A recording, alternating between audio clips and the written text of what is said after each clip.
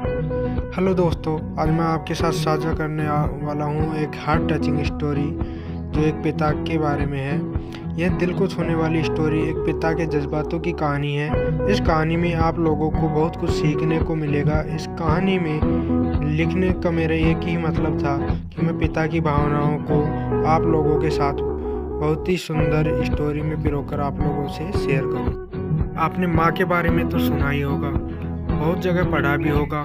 माँ के लिए अच्छी अच्छी हिंदी कहानियाँ लिखी गई हैं, लेकिन पिता के बारे में बहुत कम ही लिखा गया है।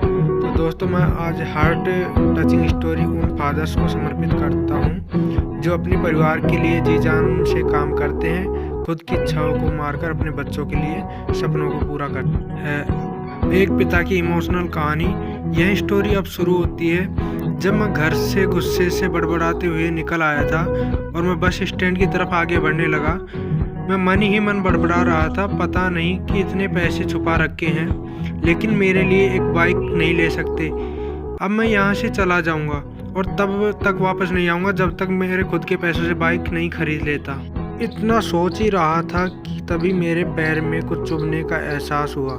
नीचे देखा तो समझ में आया कि जल्दबाजी में मैं पापा के जूते पहन आया। उन जूतों में कील उभरी हुई थी जो मेरे पैर में बार बार घाव किए जा रही थी, लेकिन उस समय गुस्सा अधिक था तो मैं बड़बड़ाते हुए आगे बढ़ गया। एकाएक मुझे याद आया कि पापा का पर्स भी साथ ले आया हूँ। मेरे खुरापाती दिमाग में एक ख्याल आया, क्यों ना आज पापा का पर्स चेक कर लिया जाए, जिसे आज तक उन्होंने किसी को हाथ तक नहीं लगाने दिया था।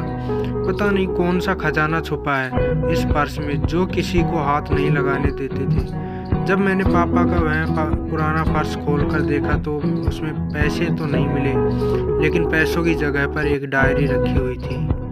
तब मैंने सोचा, ओह, तो यहाँ खजाना छुपा रखा है। मैं समझ रहा था कि यहाँ पापा ने लिखा होगा कि किस से कितने पैसे लेने हैं और किसको कितने पैसे दिए हैं, लेकिन मैं गलत था।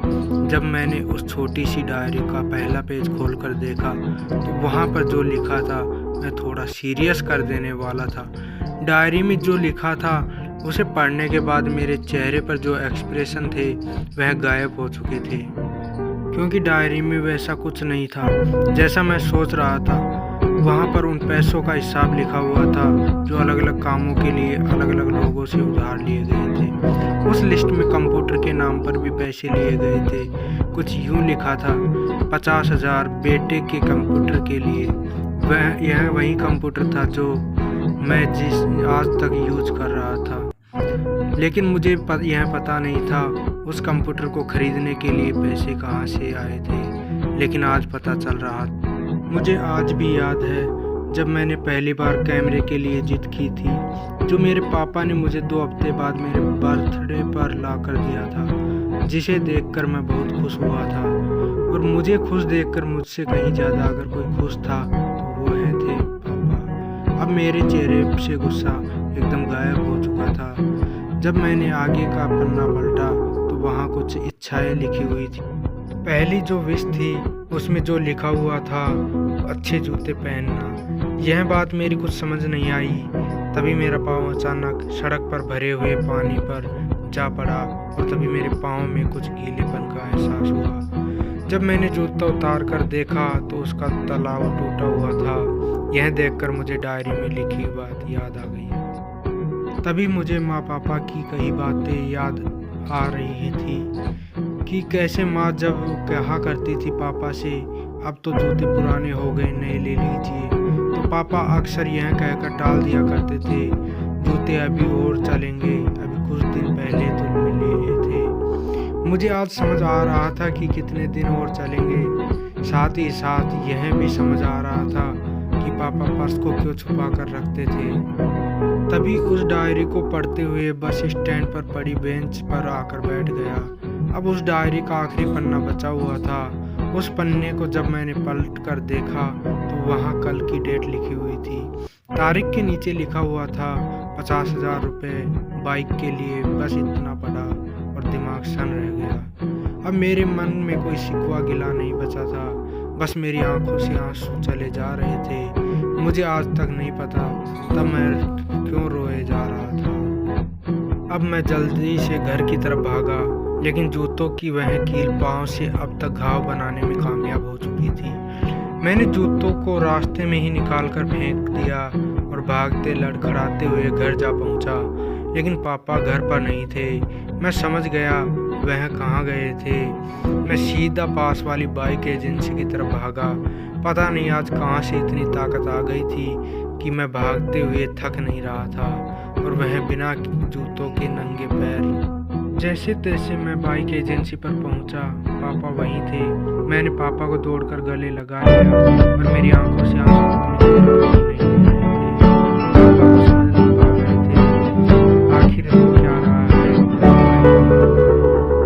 मैंने पापा से कहा, पापा मुझे मोटरसाइकिल नहीं चाहिए, आप अपने लिए जूते ले लीजिए। अब आज से मैं जो भी करूँगा अपनी मेहनत के बलबूते पर बढ़कर करूँगा। तो दोस्तों बस इतनी सी थी ये कहानी। तो दोस्तों ये हार्ट टचिंग स्टोरी यानी दिल को छूने वाली कहानी लिखते हुए आज मेरी भी आंखें नम हुई है।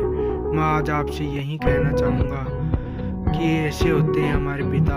हम अक्सर देखते हैं कि हम अपनी माँ से हर बात शेयर करते हैं और माँ भी इसके बदले में हमें बहुत प्यार देती है, लेकिन एक शख्स ऐसा भी होता है जो हमें छुपकर प्यार करता है, वह होते हैं हमारे पिता। यह परिवार में एकमात्र ऐसा व्यक्ति होता है जो अपने बच्चों से उन्हें बिना जताए छिपकर प्यार करता है, खुद की इच्छाओं को मारकर बच्चों के लिए अपने सपने देखता है और उनकी खुशी में ही खुश हो जाता है। अगर आपके पास पेरेंट्स हैं तो आप बहुत खुश नसीब हो, क्योंकि इस दुनिया में बहुत से लोगों के तो पेरेंट्स का प्यार भी नसीब नहीं होता। अंत में मैं यही कहना चाहूँगा कि आप माँ बाप की भावनाओं का सम्मान करें। मेरा इसको लिखने का मकसद यही था कि मैं आपको माँ बाप की फीलिंग से रूबरू कराऊं, क्योंकि माँ के बारे में तो बहुत कुछ लिखा है लेकिन बाप के ऊपर कोई नहीं लिखता। इस कहानी को लिखने के लिए मुझे अच्छी खासी मेहनत करनी पड़ी है। अगर आपको जरा भी यह हार्ट टचिंग स्टोरी यानी दिल को छूने वाली कहानी पसंद आई हो तो नीचे कमेंट करें और दोस्तों के साथ इसे सोशल मीडिया पर शेयर करना ना भूलें, और चैनल को सब्सक्राइब कर लीजिए ताकि ऐसी वीडियो और लाता रहूँ।